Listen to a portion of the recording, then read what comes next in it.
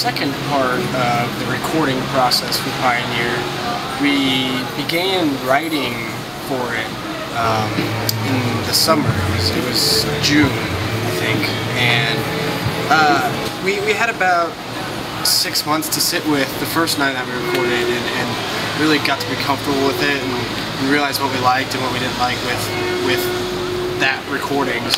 And then so really it made us think about, you know, what we really want to do with the second chunk that we were going to go record. We went and stayed at our manager Tim's office, and a couple of us lived there. And really I think that was just kind of an extension of the feeling we had when we were in the farm, when we were there originally. It's just a lot of excitement, a lot of, I think, just anticipation. We had a lot of songs and a lot of different directions we wanted to go in and different doors we wanted to open.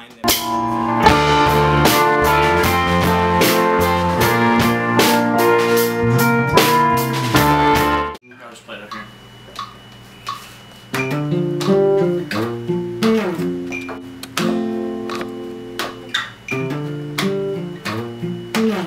That's cool.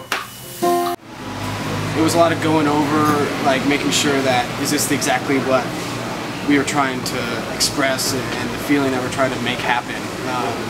We really wanted it all the songs to have like a certain feeling about them and not just thrown together rock songs. We wanted them to feel like they bring you somewhere emotionally and make you feel a certain vibe. I really want to focus on these songs is just whatever mood we're trying to attain, we have to fucking go all out and create it, you know. And instead of going to focus too much on layers and like, you know, building it to make it sound huge, we have to just let the instruments do it themselves, you know. So if the accordion's in a part, it's got to make sense, you know, and it's got to those little treats, you know what I mean?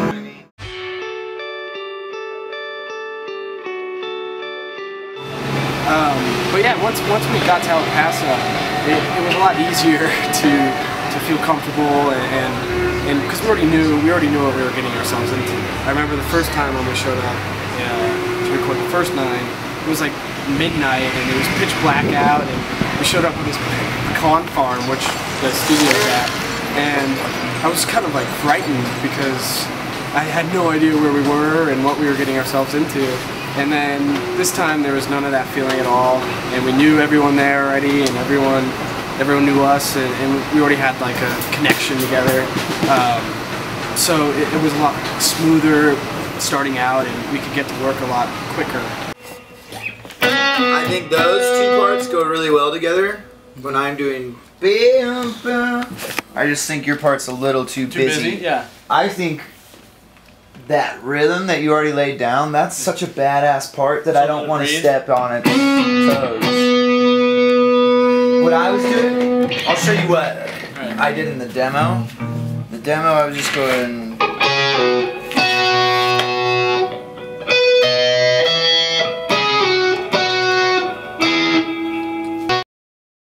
But anyway, basically we'd head into the studio right after eating breakfast, and we'd be there pretty much all day, and it'd just be kind of this non-stop flow of ideas and whatever we were working on for the day, whether, you know, be guitars, vocals, or whatever.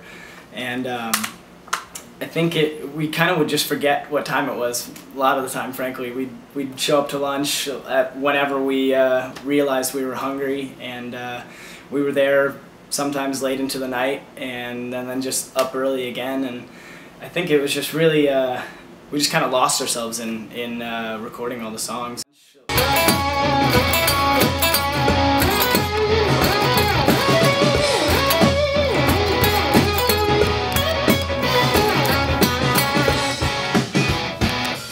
Come and join us, the water's perfect. Don't be nervous, let's enjoy the summertime. Come and join us, the water's perfect. I think some of the cool songs that came out were just done like that within, you know, 6 hours that we got everything done, like Misery and My Heroine.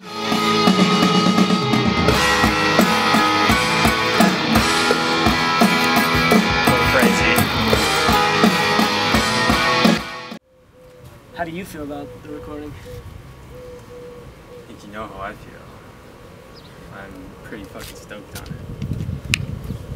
Best stuff I've heard yet. It's what we pay you for, man. Yeah, dude. Thanks. I'm glad I got that one on film. Yeah, man. Dark My seal of approval. Stamp it.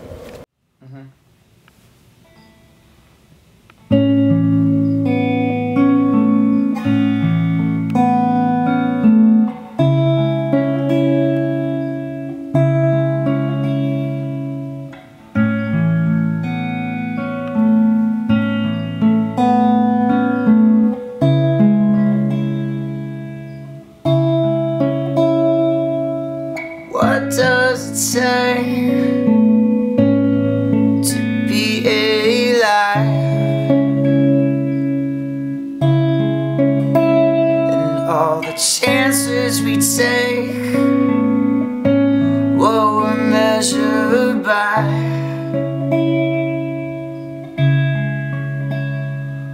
I sat on my couch and wonder why. It's such a beautiful day, I'm still sitting inside.